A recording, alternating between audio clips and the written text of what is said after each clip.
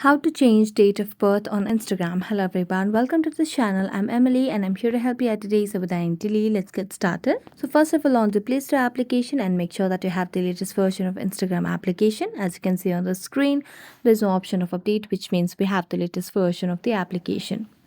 So tap on open and it will land us to the Instagram application. So make sure that you're logged into your account. Now, to change your date of birth on Instagram, simply tap on your profile at the bottom right corner of the screen. And as you do that, tap on the three lines over here at the top right corner.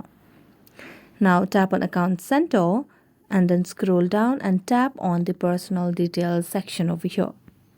As you tap on it, you can tap on the Birthday section and tap on Edit over here.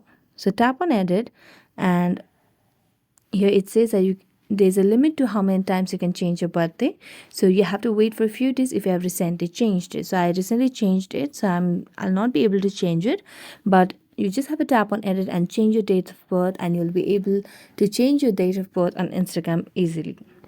So that's it. Thank you so much for watching this video. See you next time.